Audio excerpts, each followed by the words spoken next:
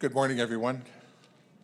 My introduction will be very, very short. I don't have all the information, all the details that sometimes you hear in introducing a speaker.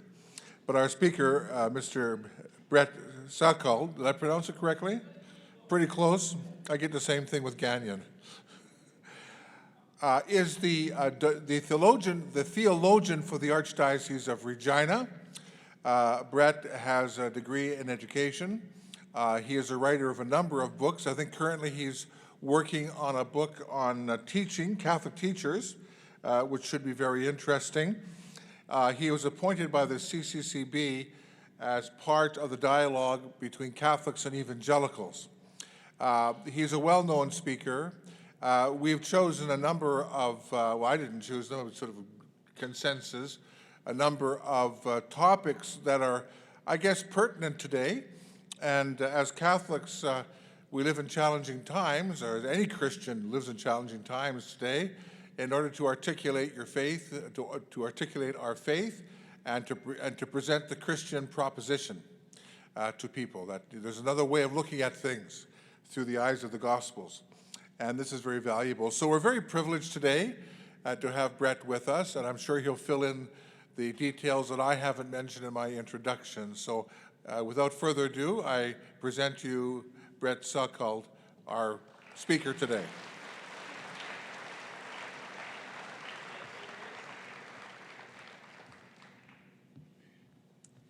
Well, good morning, good Catholics. I want to start by saying that I'm honored and I'm excited to be here. I have a real passion for Catholic education. I have an ed degree, and I worked briefly in schools before going on to graduate studies in theology. I was so excited to come here that when they canceled my flight yesterday, I said I'm going to come anyways. So they canceled my flight yesterday morning and put me on an 8 o'clock flight, which they overbooked severely with all the people from the canceled flight. And at 7:30, they told me I wouldn't get on. So I drove here, and I got to my hotel at 3 in the morning.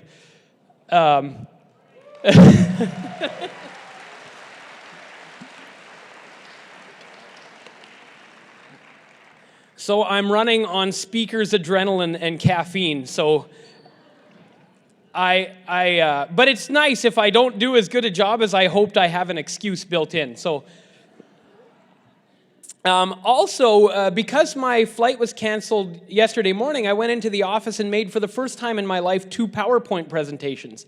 So I had all my stuff written up, but I put together, so these are rookie PowerPoint presentations. Please be gentle with me in your judgment of them, but I thought they might help us, so I hope they're helpful in following my argument. I didn't, in consultation with the group, I didn't pick easy topics. So I'm going to do my best to communicate clearly on some things that are not always easy, but I think they're so important, and the Archbishop and the group that brought me in agreed that they're so important we should give them a try. My goal is to speak for an hour or less here and leave time for Q&A, so I'm going to be watching the clocks here. I started around 10:40.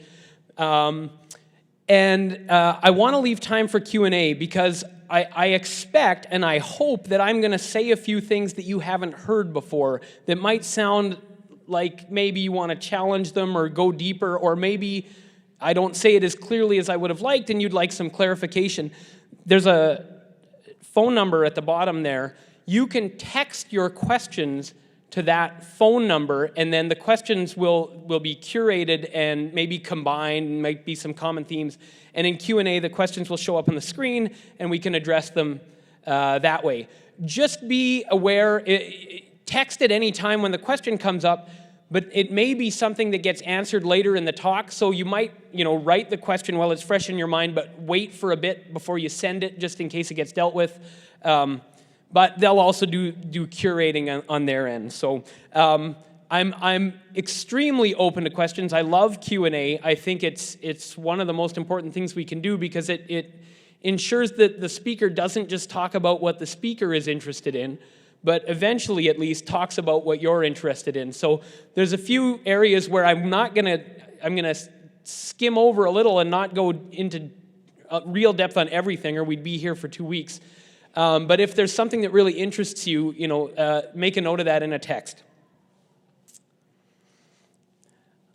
All right, and now I point at the screen and it changes. Look at that. Some of us may have seen this quote from St. John Paul II. It's from his encyclical on faith and reason. Faith and reason are like two wings on which the human spirit rises to the contemplation of truth. This is a little surprising, I think, to many people in our culture because of the operating definitions of faith and reason that are out there. I think a lot of times in the culture we imagine that faith and reason are opposites, that they can't exist together, maybe that they can't work together, sometimes that one actually has to completely overrule the other one, and they're in a kind of zero-sum game. The Catholic faith has always insisted that faith and reason belong together. They're not only compatible, they're actually inseparable. Everything we know or believe comes through a combination of faith and reason, and I'm going to talk about how that works. But I want to lead with that quote, and then I want to mention, before we get into the nitty-gritty of how it works, why this question is so important for us today in Catholic education. The first thing is many of us will have read studies that say young people leaving the church very often cite this issue. They say, I don't need faith, I have reason. Sometimes this is framed in terms of, I don't need religion, I have science. That one of them, faith will eventually be completely outdated because we'll eventually know everything by reason and faith gets sort of wiped out. This is an extremely common worldview, and our kids hear it all over the internet and in other places where they encounter popular culture. I'm sure that any of you who teach in either religion or in science will have had students in your classes articulate things like this. So it's really important in terms of our vocation as Catholic educators to pass on the faith to our children that we get this one right. But it's not only about passing the faith on to our children, it's actually a larger cultural question as well. Many of us will be frustrated with the way our public discourse happens nowadays, that our politics seem largely based on appeals to fear or anger, a lot of identity politics and name-calling, and a seemingly ever-decreasing capacity to engage in reason together in public with people with whom we disagree. And I want to argue that a Catholic vision of the relationship between faith and reason actually gives us tools for engaging with other people with whom we disagree in the public sphere when we recognize that nobody's operating from a space of pure reason, but we all have prior commitments that we're bringing into our discussions.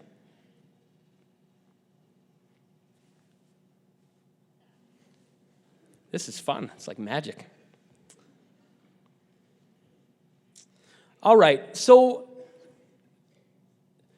when we imagine that faith and reason are opposites, they're separable, or maybe even mutually exclusive, I think there's two main worldviews that emerge from that kind of separation. And we've probably encountered both of them in our classrooms, but also in our families, in the broader culture. We've probably even encountered them, at least the second one, in our pews and in ourselves. So the first one is simpler and blunter and more straightforward. Faith is bad, reason is good.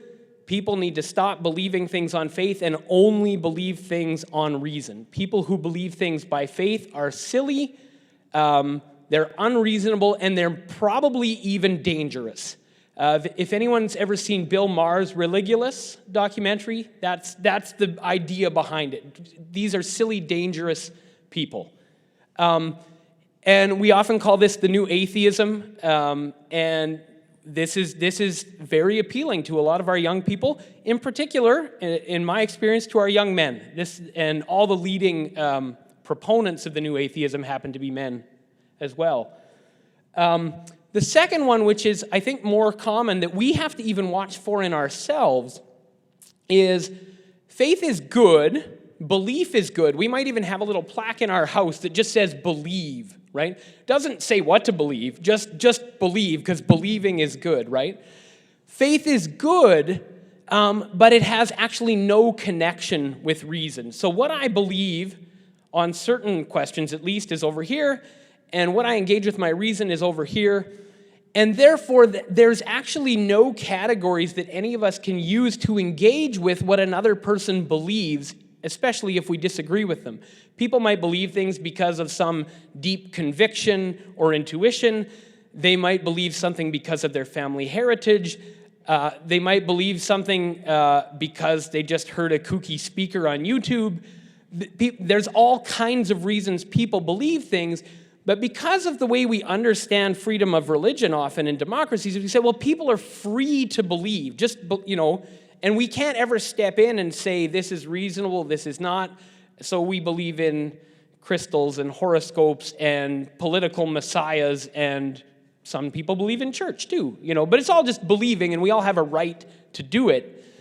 But there's no place to engage with whether a belief is true, because there's no objective standard outside of the person's own experience by which we can engage, which makes political discourse really difficult, because people believe all kinds of things, and they believe them very deeply, but they can't engage with other people, and so they must be kept private. And so we are told over and over that religious convictions must be private. If you're a politician, you can't bring your religious convictions into your work as a politician.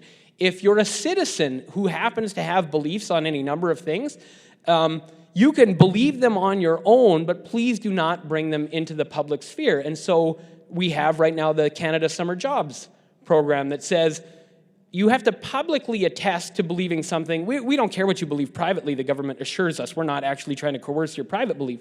But publicly, you have to attest to something if you're going to participate in our society in this way. This remarkable separation, and it doesn't work because people actually can't separate what they believe by faith and what they believe by reason, because everything we believe is always a combination of faith and reason. Even if we're doing that poorly and unreflectively, we can't actually escape the interaction between faith and reason in all our believing. So I'm going to talk about how that works.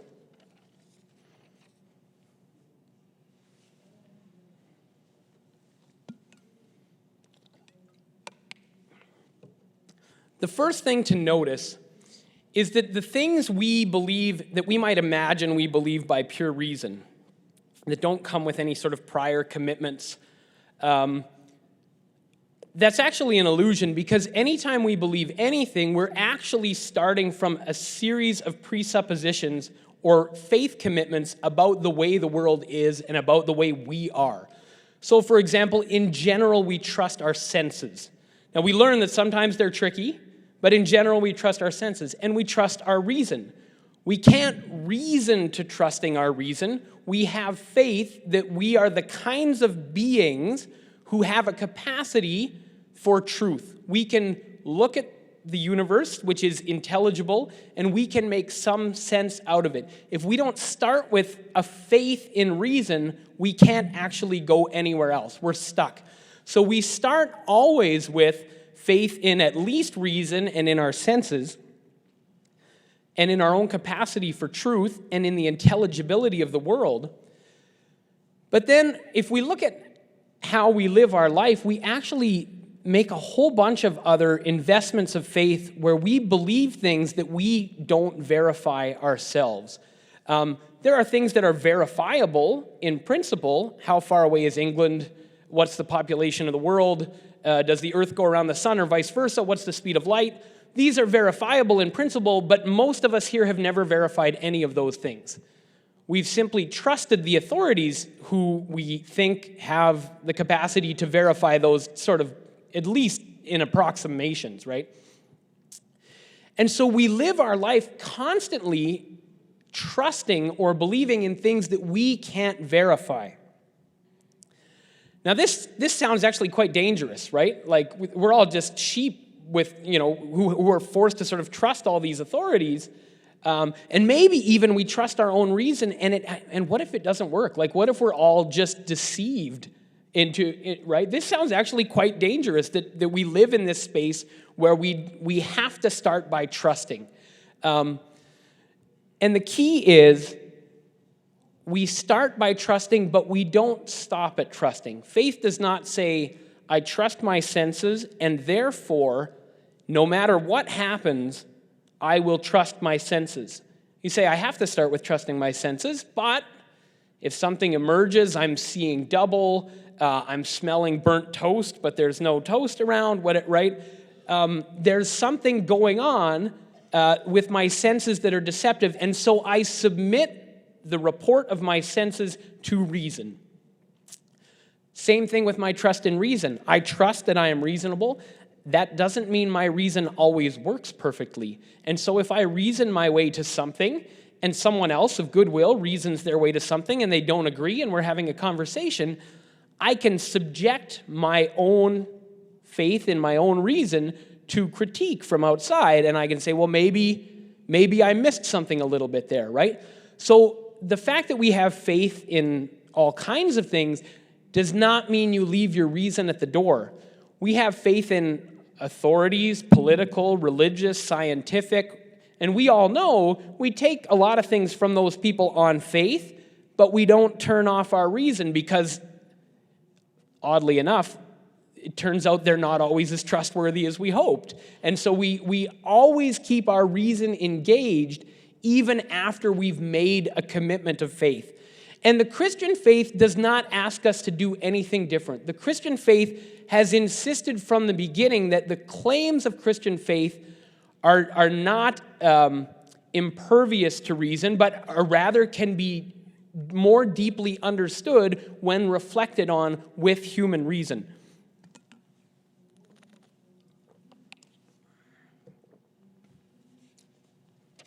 Here's a famous quote from St. Augustine that reflects this basic dynamic in human believing. That we can't actually ever end up understanding anything if we don't start by believing in something. It's actually necessary to believe first in order to understand, but that doesn't mean you absolutize the initial belief in such a way that it's above any rational critique.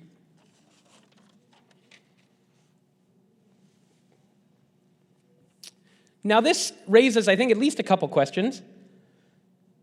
Is there any way around this? Can I just not trust anything?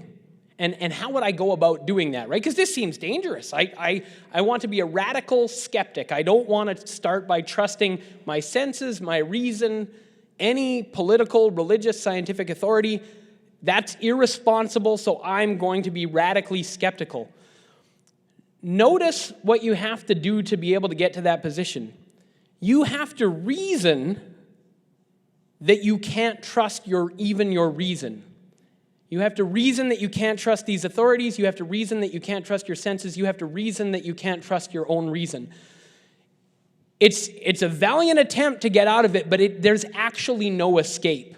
Even that position at the root of it presumes some faith in my own reason. There's another thing I want to talk about that I came up with in more detail after I made the PowerPoint. There's another way to try to get around this, which is, I think, much more dangerous. And it is to imagine that I'm not subject to it. And you see this in our discourse. It's a fascinating thing to watch in our political and social discourse. People are very aware that other people are not neutral. You are coming to this debate with some preconceived notion. This other group is coming with this other preconceived notion. Everyone has their faith commitments, whether those are religious faith or whatever they are, but not me. I exist in the neutral space from where I can judge all the other people who disagree with me because they are biased.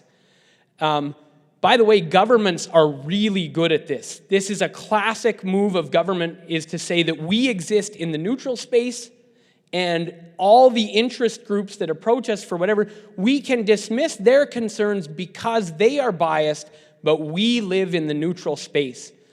This is extremely dangerous. Anyone who is convinced that they're the only ones who live in a neutral space find it very easy to justify actions over against people who are biased, right? I live in a place where I have a unique access to truth, and therefore my point of view is privileged in policy in a whole range of areas, right?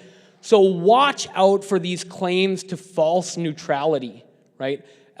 All of us are starting from a given point of view. We can't duck it. All right, the second problem with this idea that we have to place our trust somewhere is, well, what if we misplace it? And here's the bad news: we misplace it all the time. We trust our own senses and our own reason, which are fallible. We trust all kinds of authorities, which are fallible. We trust, although we trust news sources less and less these days, but to some degree, we trust what we read in newspapers, what we hear from political and religious leaders. And it doesn't always work out. This is where we get to the real heart of the Christian insight on this matter. Faith is always seeking understanding. It never stops at a given set of claims, but always wonders more. What does this claim mean? How does this claim relate to these other claims? These other things that I thought were true, how does that relate? There's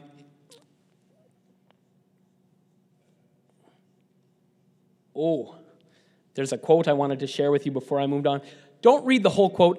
It's too long. Read the bolded part in the middle.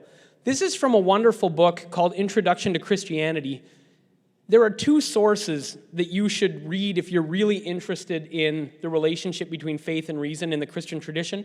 One is John Paul II's encyclical, Fides et Ratio, and the second is the first 50 pages of Joseph Ratzinger's, later Benedict XVI, but he wrote this before he was Pope. He wrote it in the late 1960s, in fact. Introduction to Christianity. The first 50 pages focus on this word, the words at the beginning of the creed, I believe, and what does it mean to believe. And at one point in that, he makes this remarkable claim, and this goes to the skeptic. I should have shown you this when I was talking about the skeptic. For the one, the believer, faith is present against doubt. For the other, it is present through doubt and in the form of doubt. Even the skeptic has a kind of faith, even if that faith takes the form of doubt. Now look at the last line. Perhaps in precisely this way, doubt, which saves both sides from being shut up in their own worlds, could become an avenue of communication. Joseph Ratzinger had a bit of a reputation as kind of a stiff dogmatist, but what he says here is remarkably open. He says, to the non-believer and the believer have at the root of their believing or non-believing a common humanity that can only approach truth in a certain way that does not permit them the kind of certainty that would let them exclude one another. And so they must be able to engage. Pope Francis has also said interesting things about doubt, that faith and doubt are not opposites, but in certain ways they're the opposite sides of a coin, because they both place a person in a position of making some prior commitment before they can do their reasoning, right? All right, so let's go to the next one now. Faith-seeking understanding. This is the classic Catholic and Christian, but Catholic in particular, definition of theology. That faith is not just given here, you must believe this. This is the presentation we're often told in the popular culture. Your bishops, they just tell you what to believe, or your pope, he just tells you what to believe, and you have to follow blindly. Christianity and Catholicism in particular has insisted that faith should never be blind, that faith never leaves reason behind. Faith has to do what reason can't do. It has to make a certain leap and a certain commitment that may be reasonable, but it's not reason itself that makes the commitment. But once you've made the commitment and once you've got the information, once you're learning from Scripture, from the teachings of the church, from the lives of the saints, wherever, you're constantly engaging that with what you already know and relating that to your reason. Look at Mary in the Annunciation. Mary is the first theologian because she hears something pretty outrageous. You're going to have a baby. But Mary knows where babies come from. And she says, I'm not sure how that's going to work, sir, because I haven't actually had anything to do with any of that, right? But notice what she doesn't say. She doesn't say, no, you're wrong. This is not how it's happening. She doesn't say, I must be hallucinating. You're not really here. So she trusts the message of the angel, but she doesn't understand it right away because it doesn't match up with what she already knows about how the world works. And so she says, how can this be? That is the perfect theological question. You hear something from the church that doesn't line up with what you think you know about the world? How can this be? Not, you've got to be kidding me, church, or I don't believe you're actually saying this, but if I'm hearing this right, this doesn't line up maybe, I have to go do some digging. I need to figure out how this works out. So she asked the angel, how can this be? And the angel explains to her, yeah, no, you're right. It's not actually going to happen the way babies normally happen. This is a God thing. It's kind of a special one-off event. It doesn't, And that's enough at the moment. Mary says, let it be done to me, right? She understands that this isn't, like in classical Greek mythology, this would be a rape scene, right? Like Zeus didn't use words and communicate by the spirit. Zeus took the form of like a horse or something and had his way, right? So she's like, okay, so it's not going to be like that. I'm okay with that. That's good. But does she fully understand exactly what went on? What do we hear at the end of the story? She pondered these things in her heart, right? So she got a certain level of understanding by asking the question, okay, this isn't going to be how babies usually come about, but this is a great mystery, and so I understand it a bit more than I did, and I'm going to keep pondering it in my heart, right? This is the way faith seeks understanding. When we run into a roadblock, we dig deeper, but we never wrap it up completely. We never have the full picture so that we have nothing more to learn. We can always keep engaging. And so the church will tell us when our faith and our reason seem to be in conflict, one or both of them is off somewhere. Either we've misunderstood the claim of faith, or we've misused our reason, or in principle both, but we will never get to a place where they're actually in direct conflict. We should keep digging until we can see with our reason how the claim of faith makes sense and can be integrated in our lives. Sometimes this is easier and sometimes this is harder. Sometimes you hear something and that kind of fits pretty well. Maybe you ask one or two questions and things sort themselves out. Sometimes you learn something new from faith or reason and you say, I don't know how that fits. And I have to go in and do some hard work and say, oh, what I thought the church said about creation and evolution, for example, is not what the church said about creation and evolution, and there's not really the problem that I thought there was, and so I can carry on. Or I might be in a place where I had a radical misapprehension, either in what I thought the faith was claiming, or my reason went right off the rails, and I might have to radically readjust something. Now, do we have any science teachers in the room? Does that sound like anything you're familiar with? That's a sort of popular overview of scientific method, right? You try something out with a hypothesis.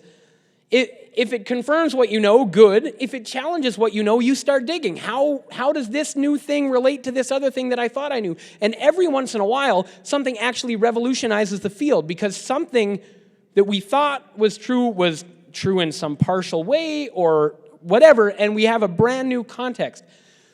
It's not an accident that the scientific method only emerges, at least as popular, as articulated and carefully sort of worked out, in medieval Europe after theologians had been working for centuries on the relationship between faith and reason. It's actually a very similar process. In Introduction to Christianity, Joseph Ratzinger even talks about a God experiment. That you have to do something like a hypothesis. You have to say, if God is a possibility, what does that mean? And only then can God show up in your life. You know the famous atheist prayer? So many atheists who become believers at some point break down and say, God, if you're there, I just need a sign. I need some kind of sign. You hear this story over and over from atheists who've become believers because they've made this experiment and God showed up.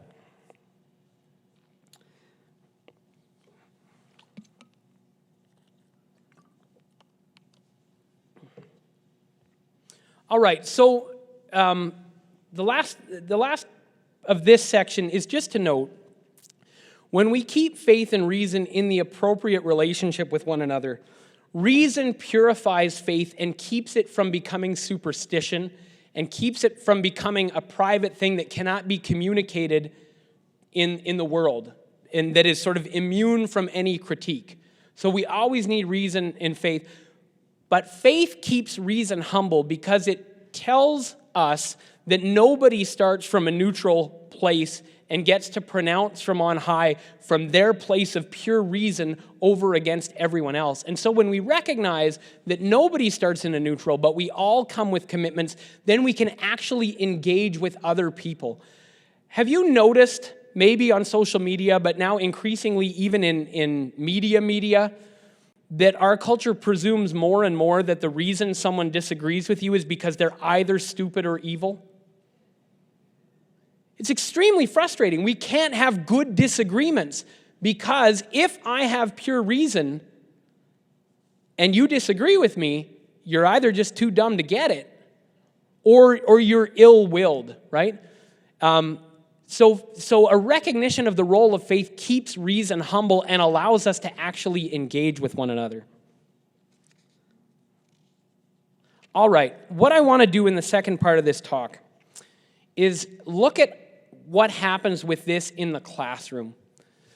So, part one, philosophy teachers, religion teachers, this is our job. This needs to come across in our classroom. Our students should not leave a Catholic education system without an awareness of how faith and reason relate to one another. It's good for them. It's good in terms of keeping them attached to their faith and understanding their faith, but it's also good for the world because we send out citizens who can actually work with other people. So super important in religion and philosophy class. But there's a great danger in Catholic education. In Saskatchewan, we have publicly funded Catholic education. So there's always this fight, we got to shut down the Catholic schools, we'll combine them, and how will we take care of the people who wanted Catholic schools? Well, we'll give them a religion class, as an elective in a public school. And what this imagines is whatever happens in religion class is completely disconnected from the rest of the curriculum. There's no relationship there. And I want to argue today that what Catholics believe about faith and reason actually has implications for the whole curriculum. I can't go through the whole curriculum today. The book I'm writing, a big part of it is going to be looking at different subject areas and seeing how does the Catholic vision of faith and reason relate to career ed, phys ed, health, music, whatever. Today, I'm going to look at three that I think are pretty important and that should highlight some different ways in which faith and reason show up in our classroom. So we're going to spend the last bit looking at science class, history class, and health class.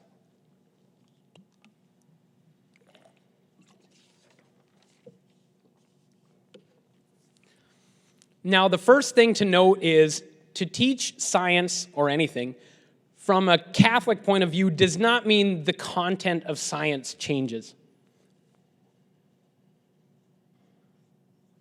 There's the three of them, and science. We're not saying that the answer on the physics exam is going to be different if you're at St. Paul's than if you're down the street at the public school, right? The content stays the same, but there is no neutral context. Everything, including math class, is taught from within a certain worldview. You actually can't avoid teaching from within a worldview, even if that worldview is, I have no worldview. Sorry, that's your worldview. There's no way around it. And so, we're not saying the content changes, but what kinds of things about a Catholic context will inform the way we teach science. A quick note before we get to science. In dealing with science, social studies, and health, I've left out literature and the arts. They're a little bit different because there you can actually infuse a bunch of Catholic content, right? You can read Catholic novels, you can sing Catholic cantatas, you can read Catholic poetry, you can look at Catholic sculpture, right? We have a great artistic and literary tradition, and we can study that. That doesn't mean we shouldn't study non-Catholic art. Of course, we should do that too. Catholics will take beauty wherever they can find it, right? But we should know a bit of our own artistic tradition. But in science, where there is no like Catholic physics and then non-Catholic physics, how do we teach science in a Catholic worldview? One of the things we can do is be aware that science has presuppositions as a discipline that actually have their roots in Catholic reflection on human knowing. First of all, before you're going to do science, you have to affirm that the world is intelligible. Secondly, you have to affirm that you are the kind of thing that can access that intelligibility. You have a capacity for relating to the order in creation so that you can understand it, right? You have faith in your reason that you can actually do this work, draw conclusions, continue on in the work. So there's presuppositions behind science that explain historically how it ended up emerging in the time and place where it did in a Catholic and sort of also just after the Reformation, broadly Christian context. The second thing we might note is the Catholic history of science. There's a really interesting book that all Catholic science teachers should at least read one chapter of it. It's by Rodney Stark, and it's called Bearing False Witness. And there's a chapter in there on the Catholic history of science, and it goes through all the breakthroughs that were made in the late medieval period by people you probably haven't heard of because they were before Copernicus. Some of them we would have heard of, Francis Bacon maybe, but some others, Robert Grosseteste and stuff, and the Bishop of Lincoln, most of us won't have heard of, who made remarkable breakthroughs that led directly to the scientific revolution, and they are virtually all monks, priests, and bishops. It's a remarkable thing to read. So to be aware of that. Another thing to be aware of that can sneak into a science class, either because the teacher brings it in, some of the students are certain to bring it in, it's out there in the popular culture, is what we call scientism. Scientism is an attitude towards science that says science is the only way of accessing truth. So if I can't discover something by the scientific method, it's not true in any meaningful sense. I might believe all kinds of things because they make me feel nice about myself or because I've been brainwashed by a religious organization or whatever, but the only things that are true in any meaningful way are things that I can discern through the scientific method. Now, there's a few problems with this. One is it gives this false sense of neutrality, which is generally dangerous. Second, it's got a kind of fundamentalist desire for certainty. I will know the exact truth about everything by this method, I leave no room for the possibility of continued learning. Like once we figure out all the science, that's all, then we're done. Like we figured out life, the universe, and everything. That's the only kind of field that's valuable. And the deepest problem with scientism is that it's actually self-refuting, because the claim, the only things that are true in any meaningful sense are those discernible by the scientific method, is not itself discernible by the scientific method.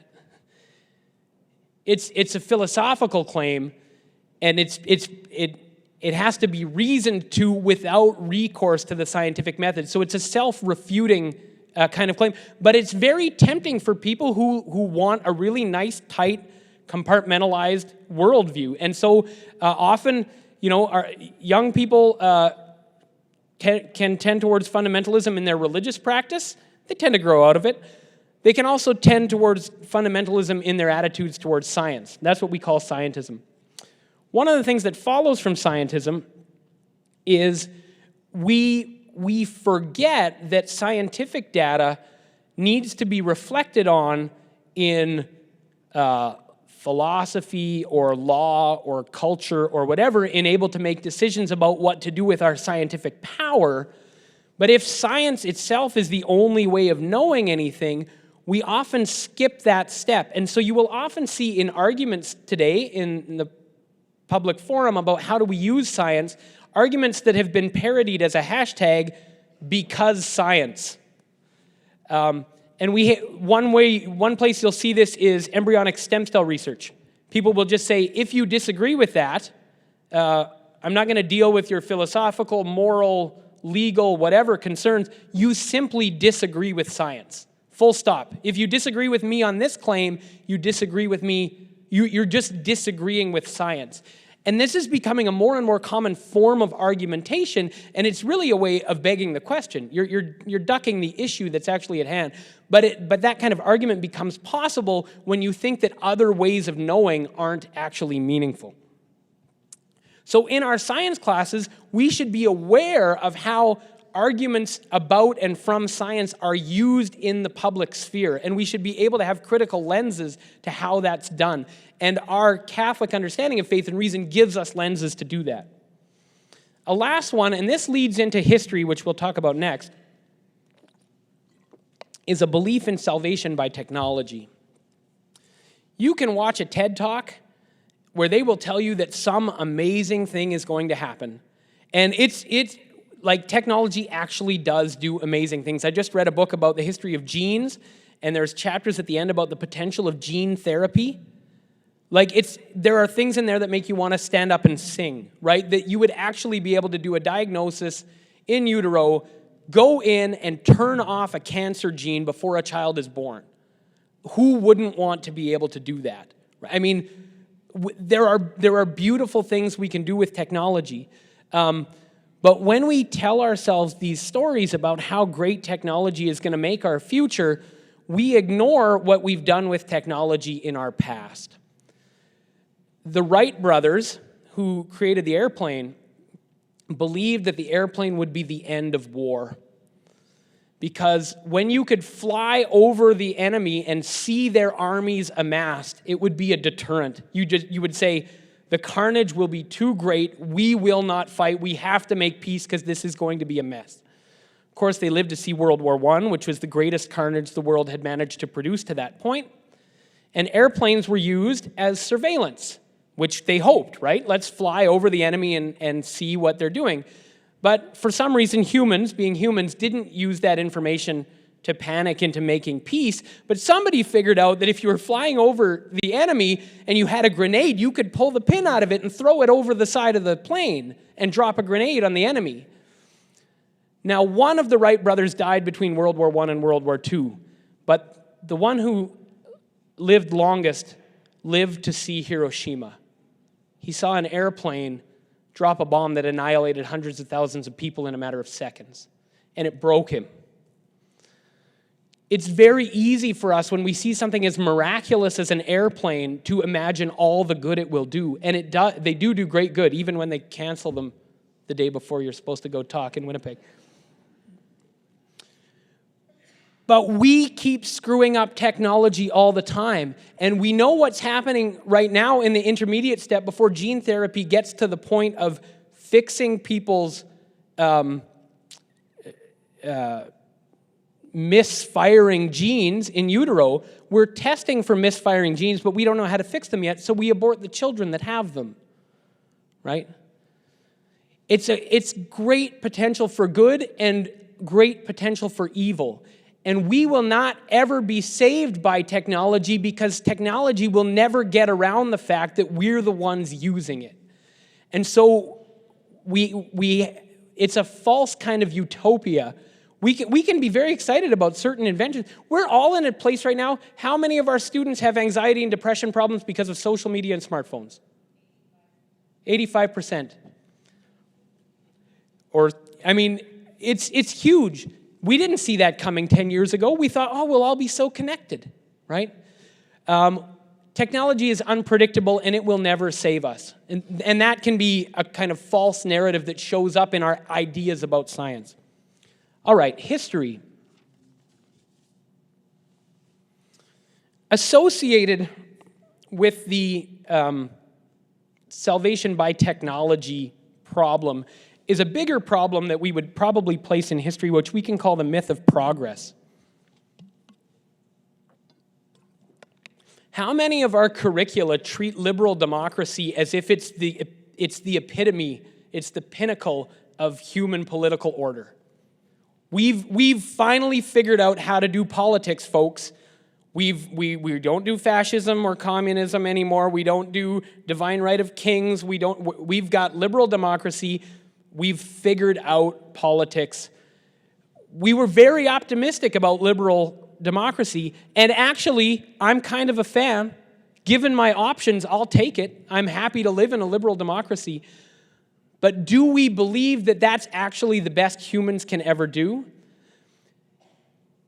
And when we look around at the cracks that are emerging in liberal democracies around the world and the resurgence of nationalism and political deadlock and the failure of our political and educational and media and whatever institutions, there's a lot to be improved upon. But we tell the story of political ordering as if here were all these failures and now we figured it out. Not all of us tell it that way, but that's a very common way for the story to get told. I was listening with my kids. We were driving in the van, listening to a history text on CD called The Story of the World. It's an excellent history text for kids. And they were talking about Turkey wanting to become a modern European nation in the early 20th century. And so what do you do if you want to be a modern European nation? Well, you build lots of railways and you introduce democracy and you do a host of things like that, right? And they said, but one thing Turkey did at that time was not modern. It was completely medieval. They were still back in the Dark Ages. And what was that thing? It was the genocide of the Armenians, right? And I paused it. I said, stop, kids. That's crazy. Nobody in medieval Europe got anywhere near the scale of the genocide of the Armenians. But modern Europe repeated that story, and then it spread out of Europe into Asia and Africa, and that story was repeated, and in some ways, even in America, though in different ways, that story was repeated over and over and over in the modern period. Genocide, state-sponsored killing of whole groups of people, is an extremely modern phenomena. It's one of the things that defines modernity. And because we believe in this myth of progress, that the modern is always better than what came before it simply because it came after, we can look at things like genocide, which define the modern period, and call them medieval, when medieval polities and people, not that they were perfect, they did all kinds of vicious and terrible things like people always do, they never did anything like that. They never got anywhere near that scale, right? But it's the myth of progress that lets us call things like genocide medieval. Watch out for this language, the right side of history. This is a common way of phrasing things if you think you're right in the public sphere on a debate. Eventually, we will win because we are on the right side of history. Well, actually, history doesn't work that way. History has a lot of bumps in the road, and a lot of terrible things happen, and a lot of groups that thought they were on the right side of history did some of the most awful things. Nazism, from its own perspective, was on the right side of history. Stalinist communism, was very explicitly, the Marxist ideology was, this is how history will work. Our violence is justified in order to speed along the process of history, which is inevitable. We are on the right side of history. Whenever someone is on the right side, it's very easy to justify doing whatever you want to win history against the people who are on the wrong side of history. So this is another form of this myth of progress. Couple other things about history. History itself, the idea of history, is in certain ways a Christian, but not just Christian, because before it was Christian, it was Jewish. It's a Judeo-Christian idea. How many of us have read Greek mythology? So I read Greek mythology with my kids, right? And there's this terrible thing that happens all the time in Greek mythology where someone is told, you're going to die in this way, in this time and place. And what do the people do? Well, they say, well, then I guess I shouldn't go there and do that.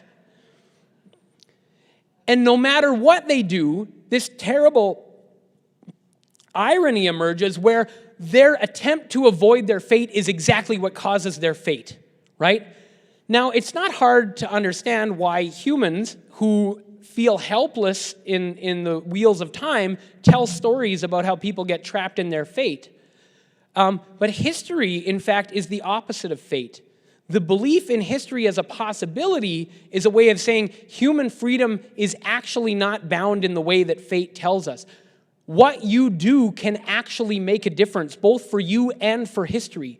And so the Christian conviction that God has given people freedom that makes a difference in the life and even in the salvation of the world, we can't ever completely overrule God on that one, but we can contribute or impede, actually makes history possible as a process that is open-ended and responsive to human freedom. And so just how do we talk about history and how do we think about the possibility of fate? Margaret Visser, do any of you know who Margaret Visser is? She used to be a guest on Peter Zowski's Morningside. She's a really fascinating Catholic public intellectual. She doesn't identify as Catholic on Morningside or in her... Juanita to the front desk, please. Or in her... Am I still there? There we are. Or in her Massey lectures, but she has a fascinating set of Massey lectures called Beyond Fate, where she laments that the end of a Christian worldview means returning to more and more fatalistic views about history. So if you're interested in that kind of thing, check out Margaret Visser's Massey lectures. The last point I have up there, hope and human sinfulness, relates to this thing about salvation by technology too. We have Christian hope that in the end, good will triumph and evil will be wiped away. But we don't have any illusions that that's going to be some quick and easy process that can be achieved by political manipulation or technological feats, or if just people, can you just please get along, please, right? We have celebrities telling ISIS, can't you just love, man, That's not actually going to work, right? Human history is a lot messier and more complicated than that. We trust that in the end, that messiness can't finally defeat God's plan, and those of us who choose to attach ourselves to God's plan, even if we're killed in this world, will not be finally defeated, but we don't have any hope that we will save ourselves by our politics or our science or anything else, because we recognize the reality of human sinfulness.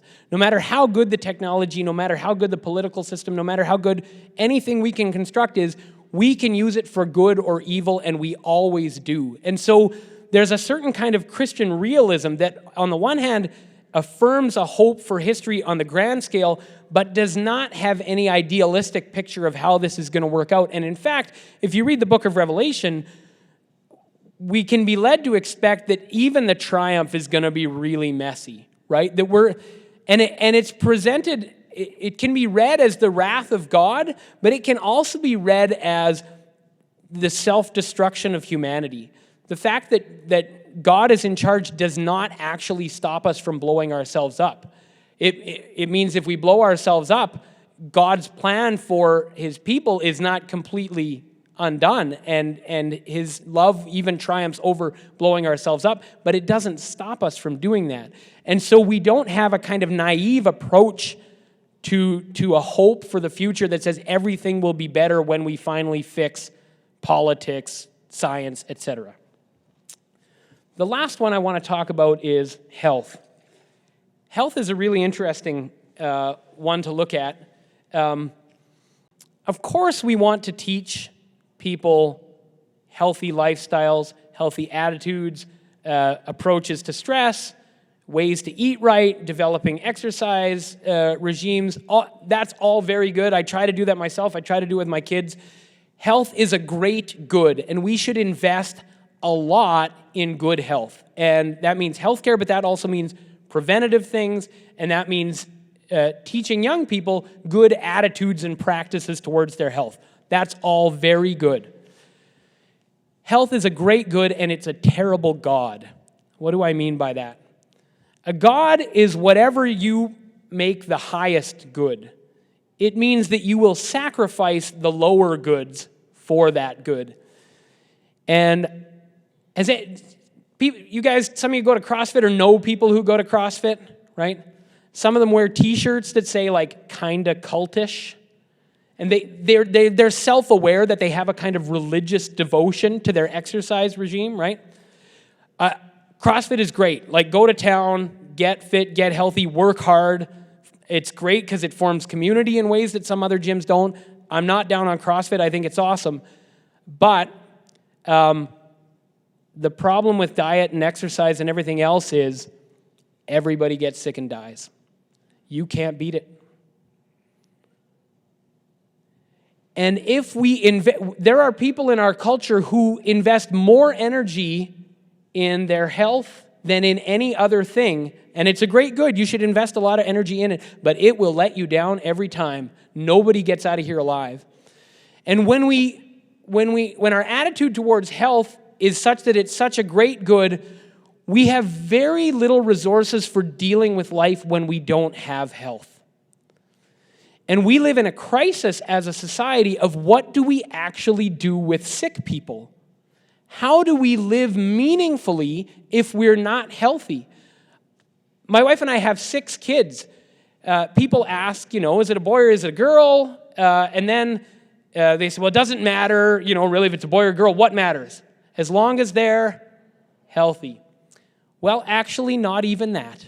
I mean, I'll take a healthy kid over a not healthy kid if I get the choice for my kid, but even if my kid isn't well, that kid is a gift from God whose life has meaning. Now, my mom was a teacher, and many of you will have had this experience of having people with profound health challenges in your classroom.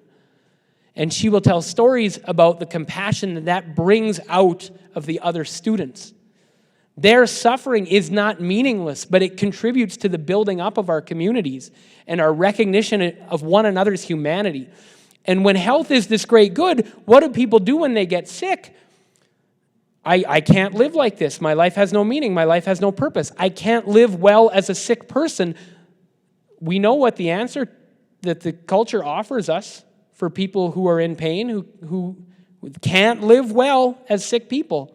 Better to not live at all. This is modernity's solution to a lot of suffering. Get rid of sufferers. That gets rid of suffering.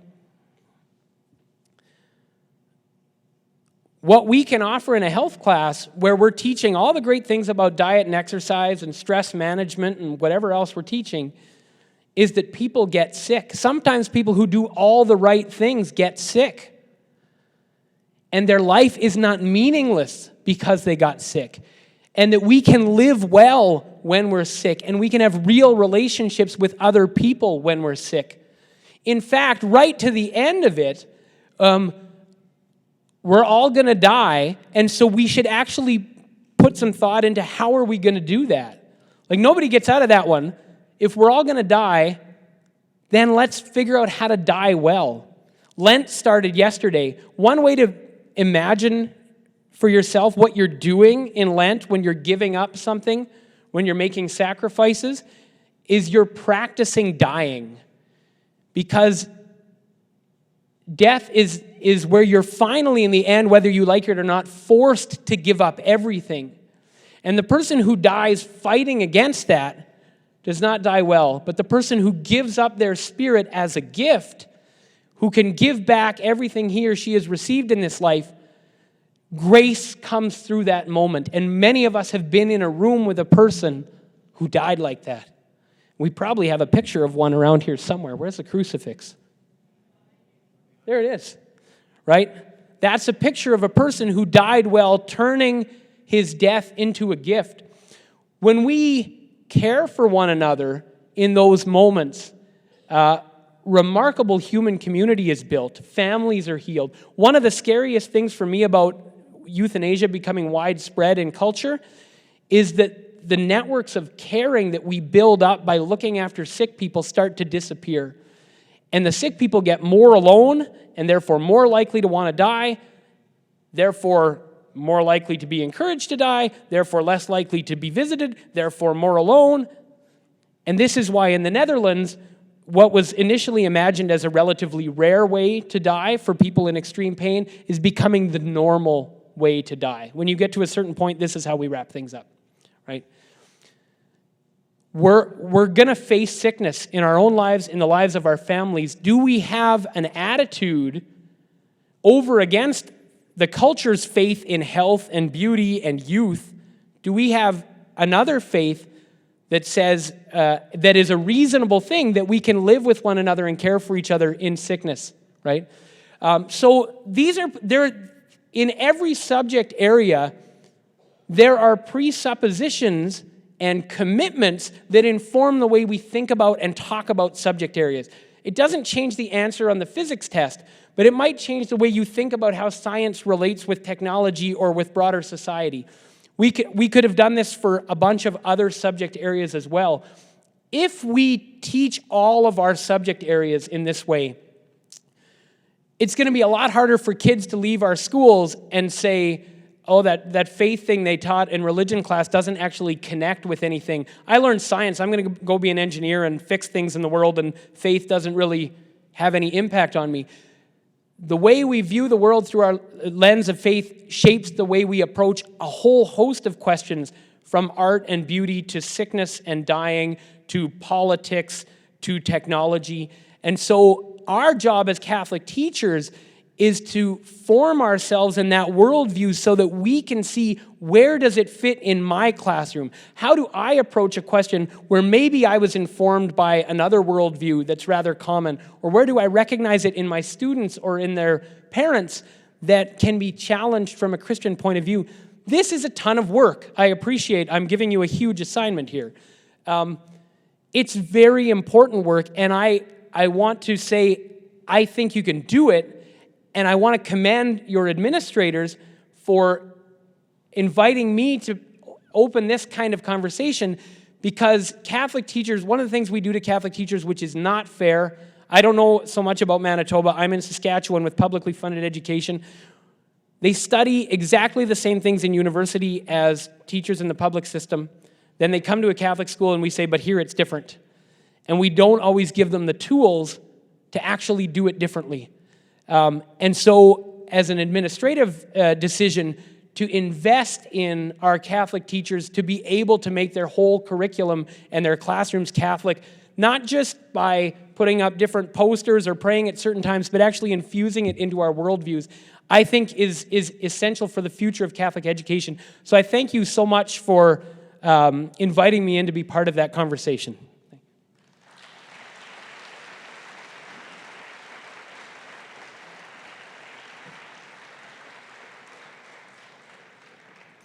Almost exactly an hour. So, did anyone text any questions in? There are some. Okay, let's have a look.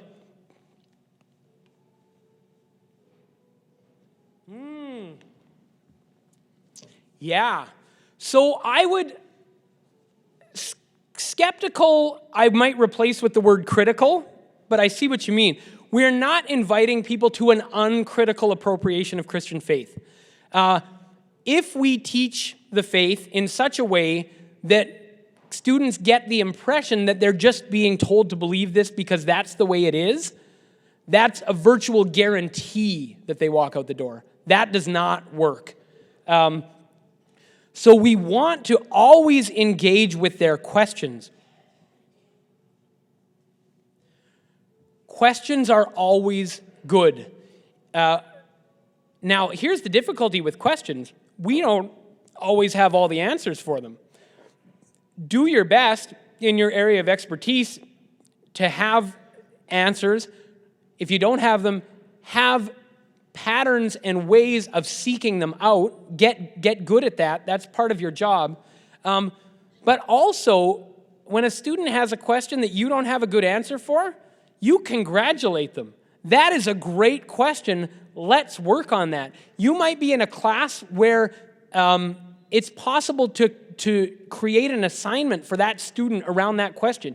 You've got a great question. Let's spend some time digging into it. You can write a paper, you can do a project, find out what the church says about this or how it's responded to these things in the past. The church is not afraid of people digging into church teaching. So really go to town. If you, and also find people that you know and trust who might be people who have, we're not all going to be experts in everything, right? So find people who can answer these harder questions. But by all means, encourage a critical engagement because we're not afraid of questions. Tell them they're like Mary. They're being a good theologian. Mary said, "How can this be?" Be careful about one thing with questions. There are different ways of asking questions. And if we say in general, ask questions because asking questions is good, some people will not distinguish between asking questions that are honest, that genuinely seek understanding, and gotcha questions. If students are doing gotcha questions, you need to step back and say the questions are welcome. The purpose of questioning is to seek understanding. Gotcha questions are not actually honest questions. And so whether they end up agreeing with the church or not, people who learn to ask honest, responsible questions instead of gotcha questions are actually better off in the world anyways, right? So questions are always good, but with the caveat, honest questions that are really seeking understanding. So I strongly encourage that. We have a tradition of reflecting on so many questions in human reality that, in my view, is unsurpassed. The Catholic Church has thought about so much that relates to the human reality and has been in so many cultural and historical contexts and faced with so many questions. There is a massive wealth of people who have reflected on really hard questions. We also live in a time where we're being faced with some newer questions that we haven't put as much time into. And that requires a little bit of patience, too. We'll talk about that a little bit more in the afternoon. But that's good for now. Let's look at another one.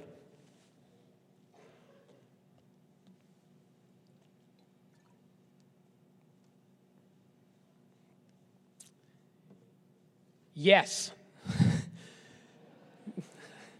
So they think, right? They think there's nothing nebulous in science. They presume that it's pure and objective and there's nothing, there's no fuzzy areas in it. That's not actually the case, right? Actually, the more we learn about quantum physics, the weirder it gets, right? We actually have observer bias. So that, you can't actually do experiments that are pure and neutral because the fact that you're doing an experiment and watching it changes the result. So it's actually a false image of science that grants a kind of certainty that people want. And we want people to mature out of that. by the way, some people approach their faith the same way. Some people's attitude towards the church is, here is an anchor that is absolutely solid, that says the truth, and I will lock down here. Now, there's parts of that I actually agree with. I think the church does speak the truth. But there can be an unhealthy attitude towards the church that is naive about the way we approach human knowing.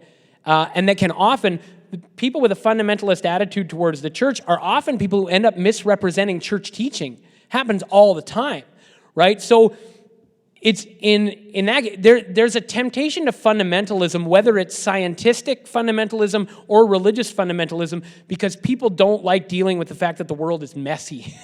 And part of maturing is recognizing the intersubjectivity that belongs in all human knowing. And then this happens because we get proved wrong often enough, right? Sometimes you get busted so many times you start qualifying your statements a little bit, right? But we can do it not just by getting busted. We can do it by actually engaging in what does human knowing look like, and why is fundamentalism not a good way of human knowing, whether it's scientific or religious. By deciding on neutrality, does our mindset become fixed and enable us to become, yes. But I'm not going to say deciding. I'm going to say by imagining our own neutrality, our mindset becomes fixed and we become blind to our biases. Anyone who thinks they are neutral has massive blind spots. When you get into a debate with someone, the most honest thing to do is label where you're coming from. The person who doesn't acknowledge that they're coming from a point of view will have massive blind spots, and it's very difficult to actually get anywhere in conversations with people who presume they're neutral. Now, give large groups of people who presume they're neutral political power and watch what they do to their opponents, you've got a real mess on your hands. So, false neutrality is really scary, and we need to always be on. Political ideologies always do this, but so do some other things, and religion can do it too, right?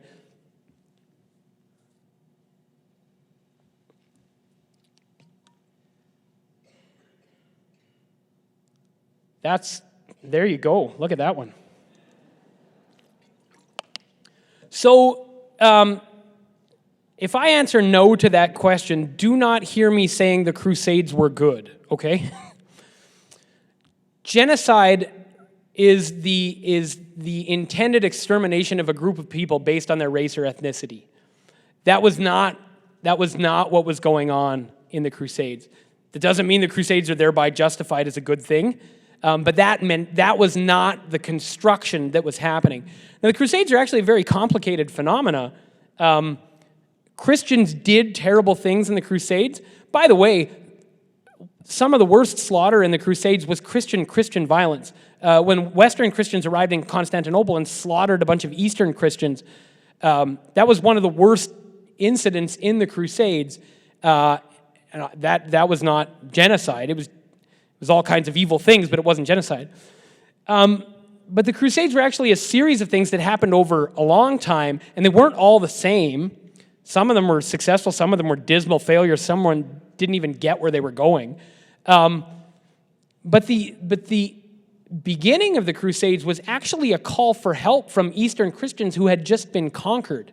So we often imagine in the popular presentation that Christians sort of invaded a space that was sort of naturally and historically Islamic because they hate Muslims or something. But in fact, that was Christian territory for a long time that was conquered, and then the Christians in Constantinople asked the Pope, please send help. We've just been conquered. Can you help us throw off our conqueror, right? That's at the beginning of the Crusade. It's a whole messy, complicated thing. There's lots we could talk about with the Crusades.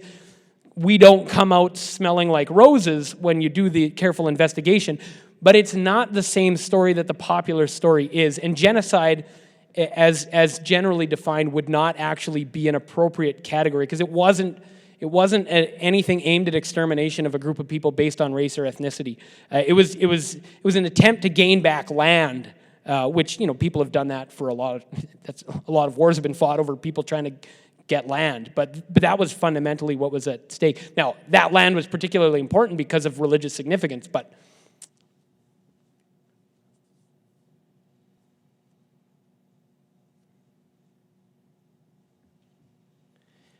yeah, depends what you mean by evidence-based. So it's not the same. It's not the same as science. You can't do a measurement.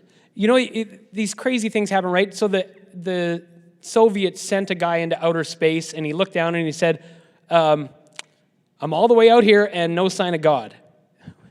Well, which Christian actually expected that the Soviet cosmonaut was going to get out in space and, oh, there's the guy with the beard, right? Like, so there's a certain, when the claims of faith are reduced to scientific claims, then we say, well, we can't find any evidence for them.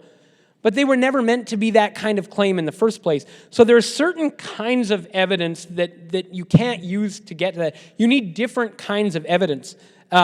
One is the fact of existence. So philosophers have argued forever that existence does not explain itself, that everything in existence that we know might or might not have been is contingent upon a whole host of factors.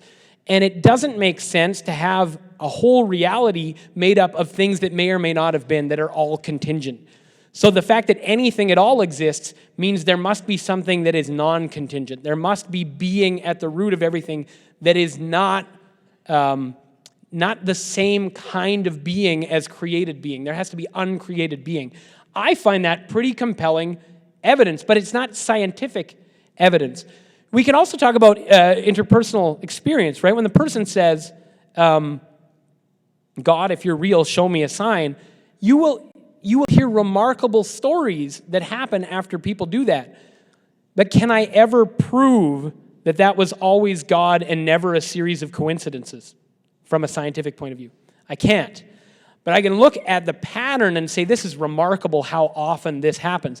And the same thing happens in my own life. When I start, one of the things, if you have a spiritual director, you learn to watch for the pattern of God acting in your own life. And when you get good at that, it's not something you can communicate to someone in a math equation, but you learn to recognize it in such a way that the pattern is so overwhelming. So in a way, yes, but it's different than scientific evidence. And we're convinced that there's other ways of knowing than scientific ways of knowing. Scientific ways of knowing are very valuable, but they're not the only one. And so we don't want to reduce our claims of faith to only what can be demonstrated by scientific arguments, even if there's times when they're analogous, right? One more, maybe? Or is that it? Oop.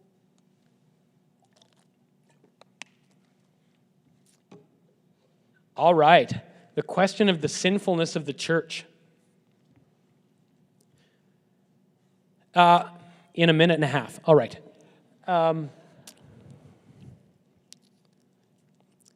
Residential schools, horrific. I mean, talk to survivors, listen to some of the things that actually happened.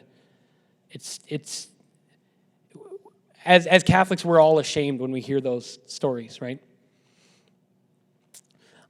I wouldn't say that faith overrode reason necessarily. One of the things that happened is faith itself was overridden. One of the things that we did in the residential schools.